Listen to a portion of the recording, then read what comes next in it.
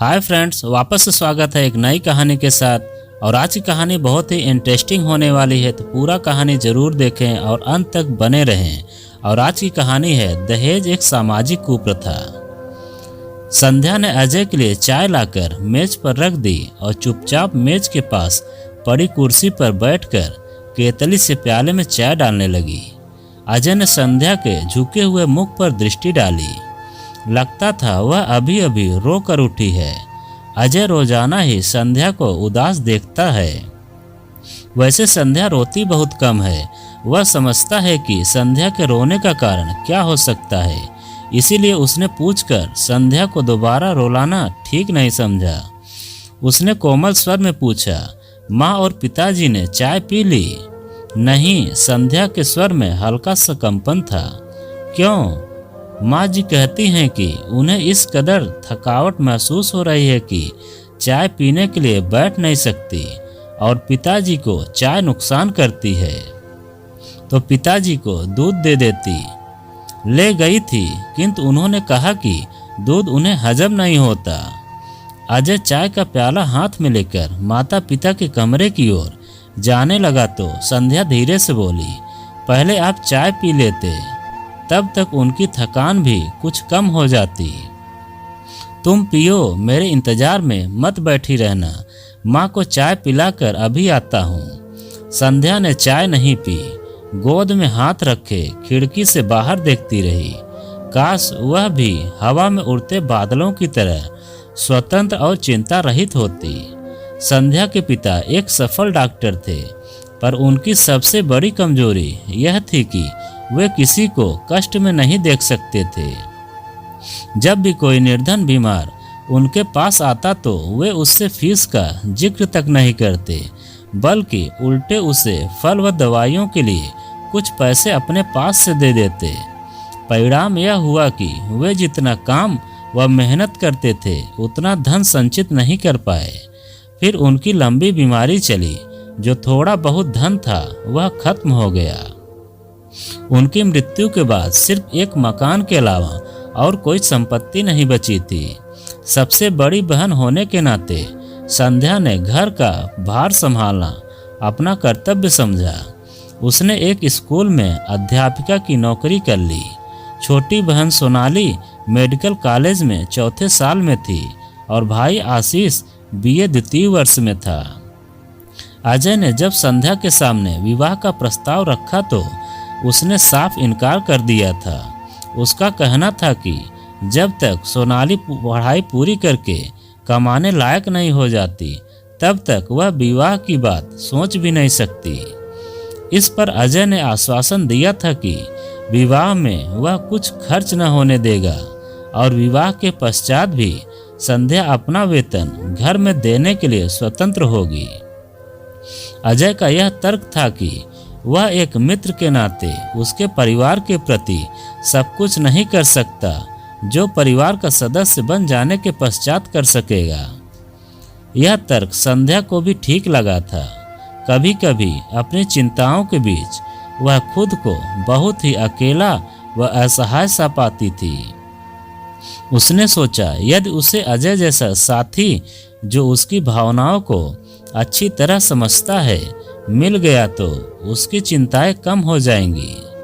फिर भी संध्या की आशंका थी कि अकेली संतान होने के कारण अजय से उसके माता पिता को बहुत सी आशाएं होंगी और इसीलिए शायद उन्हें दहेज रहित लड़की को अपनी बहू बनाने में आपत्ति हो सकती है। पर अजय ने इस बात को भी टाल दिया था। उसका कहना था कि उसके माता पिता उसे इतना अधिक प्यार करते हैं कि उसकी इच्छा के सामने वे दहेज जैसी बात पर सोचेंगे भी नहीं। अजय के पिता धनराज राय एक साधारण ऑफिस असिस्टेंट की हैसियत से ऊपर न उठ सके। अजय उनकी आशाओं से बहुत अधिक उन्नति कर गया था।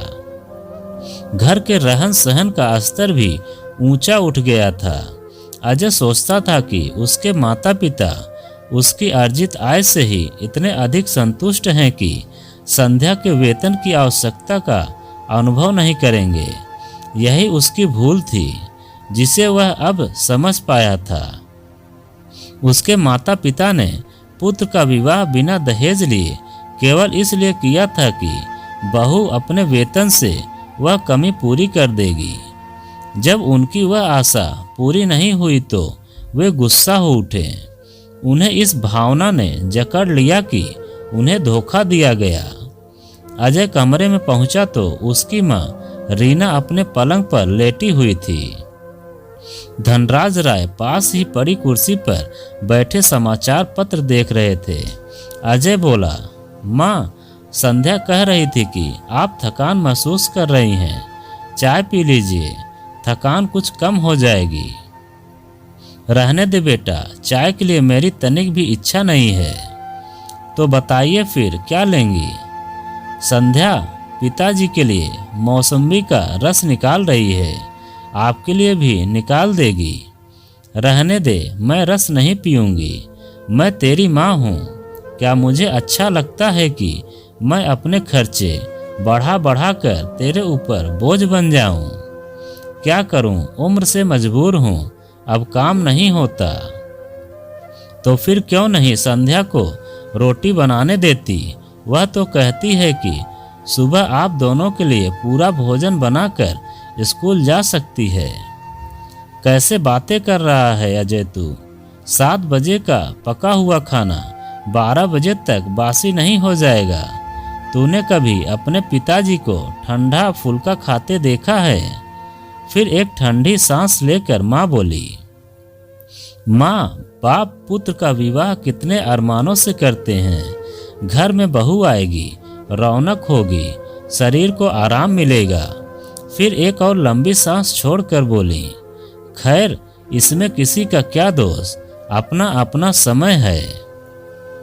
कृष्णा जी 25 लाख रुपए नगद और एक कार देने का वादा कर रहे थे। कैसी बातें करती हो माँ? जो लड़की इतनी रकम लेकर आती वह क्या आपको रस निकाल कर देती? कार में उसे फिल्में दिखाने और शॉपिंग कराने में ही मेरा आधे से ज़्यादा वेतन स्वाहा हो जाता।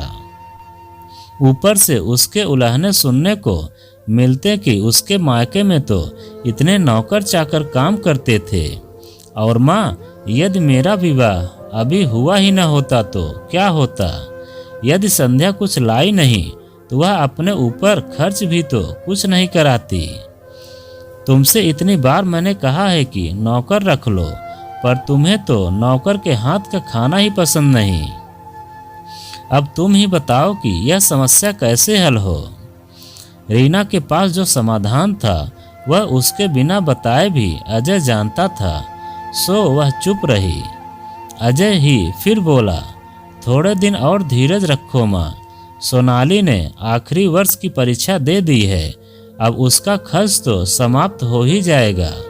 आशीष भी 1-2 वर्ष में योग्य हो जाएगा और उसके साथ संध्या का उत्तरदायित्व भी खत्म हो जाएगा। वह नौकरी छोड़ देगी। अरे एक बार नौकरी करके कौन छोड़ता है? फिर वह इसलिए धन जमा करती रहेगी कि बहन का विवाह करना है। अजय हंसकर बोला, इतने दूर की चिंता आप क्यों करती हैं माँ? सोनाली डॉक्टर बनकर स्वयं अपने विवाह के लिए बहुत धन जुटा लेगी। मुझे तो तेरी ही चिंता है। तेरे अकेले के ऊपर इतना बोझ है। मुझे तो छोड़ो, इन्हें तो फल इत्यादि मिलने ही चाहिए, नहीं तो शरीर कैसे चलेगा। तभी संध्या 2 गिलासों में मौसम्बी का जूस लेकर कमरे में आई। अजय हंसकर बोला, देखो माँ, तुम तो केवल पिताजी की आवश्यकता की बात कह रही थी। संध्या तो तुम्हारे लिए भी जूस ले आई है, अब यह पी लो। संध्या ने इतने स्नेह से निकाला है, नहीं पियोगी तो उसका दिल दुखेगा। इस प्रकार की घटनाएं अक्सर होती रहती हैं।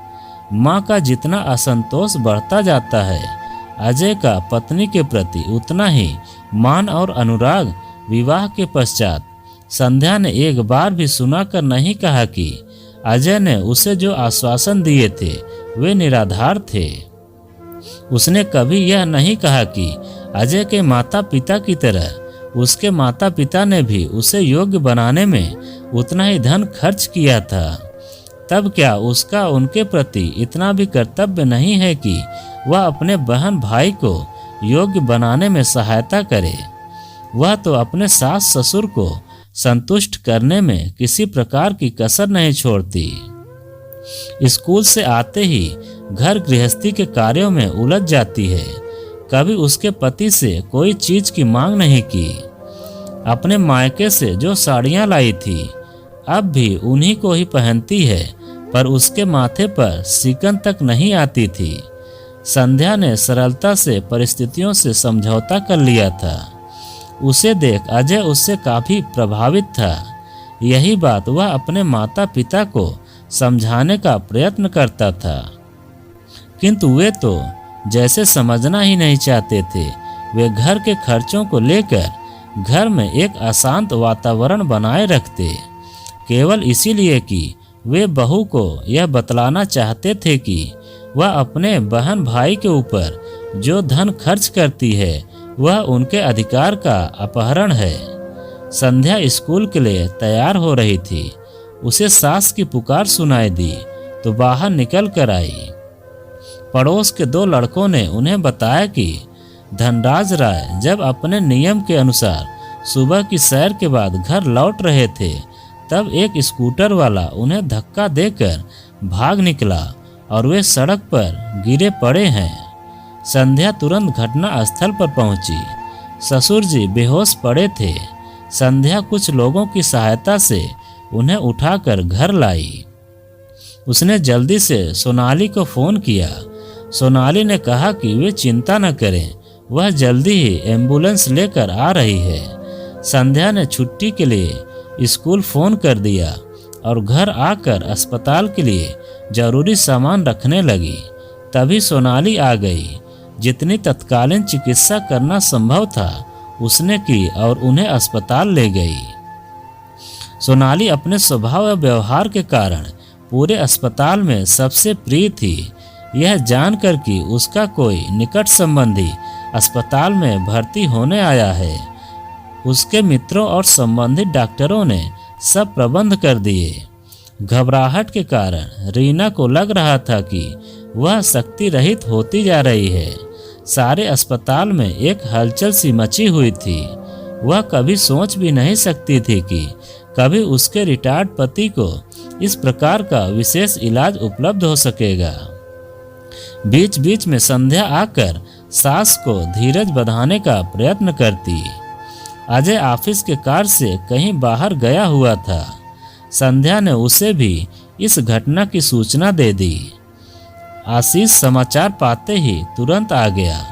दवाइयों के लिए भागदौड़ वही कर रहा था। मदद के लिए उसके एक मित्र ने उसे अपनी कार दे दी थी। 5-6 घंटे बाद धनराज राय कमरे के बाहर लाए गए। सोनाली ने बार बार संध्या की सास को तसल्ली दी कि धनराज राय जल्दी ही ठीक हो जाएंगे। वातावरण में एक ठहराव सा आ गया था। रीना ने कमरे में चारों ओर देखा। अस्पताल में इतना अच्छा कमरा तो काफी महंगा पड़ेगा। जब उसने अपनी शंका व्यक्त की तब आशीष बोला, माँ जी, आप 2 बेटों की माँ होकर घर की चिंता क्यों करती हैं मेरे होते हुए? यदि आपको किसी प्रकार का कष्ट हो तो मैं बेटा होने का अधिकार कैसे पाऊंगा? संध्या हंसकर बोली, माँ जी, आज इसने पिताजी को अपना रक्त दिया है न, इसीलिए यह बढ़ बढ़कर आपका बेटा होने का दावा कर रहा है। यह सुनकर रीना की आंखें छल छला कर आई। वे सोच रही थी कि यदि संध्या ने बहन की पढ़ाई में सहायता न की होती तो क्या आज सोनाली डॉक्टर होती और क्या उसके पति को ये सब सुविधाएं मिल पाती? कृष्णा जी का पुत्र क्या अपनी बहन को दहेज के बाद उसके ससुर को खून देने की बात सोचता? धनराज राय जब घर आए तब रीना की मनोस्थिति बिल्कुल बदल चुकी थी और सारी कमजोरी भी गायब हो चुकी थी। रात को पति को जल्दी भोजन कराकर वे संध्या के लिए कुछ बुन रही थी। तभी उन्हें आशीष के आने की आवाज सुनाई दी। वे प्रसन्नता से उनका मुख उज्जवल हो उठा। आशीष ने एक डब्बा लाकर उनके पैरों के पास रख दिया और पूछने पर बोला, माँ जी, मैंने एक पार्ट टाइम जॉब कर लिया है, पहला वेतन मिला तो आपसे आशीर्वाद लेने चला आया। यह सुनकर रीना चकित रह गई। वे रुष्ट होकर बोली, क्या तेरा दिमाग खराब हुआ है? पढ़ना नहीं है जो पार्ट टाइम जॉब करेगा? पढ़ाई में इससे कुछ अंतर नहीं पड़ता। माँ, बेशक अब आवारागर्दी का समय नहीं मिलता, मैं तेरी बात नहीं मानूंगी। जब तक तू नौकरी छोड़ने का वादा नहीं करेगा, मैं इस डब्बे को हाथ भी नहीं लगाऊंगी। और माँ जी, आप तो जीजा जी से भी ज़्यादा धमकियाँ दे रही हैं। चलिए, मैंने आपकी बात मान ली, अब शीघ्र डिब्बा खोलिए। आशीष ने कहा। डब्बा खोला तो रीना चकित रह गई और डबुगाई आंखों से बोली, पगले, मैं बुढ़िया यह साड़ी पहनूंगी, अपने जीजी को देता, पहले माँ फिर बहन। अच्छा माँ जी, अब जल्दी से आशीर्वाद दे दो। और आशीष ने रीना का हाथ अपने सिर पर रख लिया। रीना हंसे बिना न रह सकी। तू तो बड़ा शातिर है, आशीर्वाद लेने के लिए भी रिश्वत देता है। तुम सब भाई बहन सदा प्रसन्न रहो और दूसरों को प्रसन्न रखो, मैं तो कामना करती हूँ। तो दोस्तों, यह कहानी आपको कैसी लगी कमेंट में लिखकर हमें ज़रूर बताएं। और आप अगर हमारे चैनल पर नए हों तो प्लीज़ चैनल को सब्सक्राइब करें और वीडियो को लाइक ज़रूर करें और एक प्यारा सा कमेंट ज़रूर करें, क्योंकि हम आपके लिए ऐसी ही वीडियो लाते रहते हैं।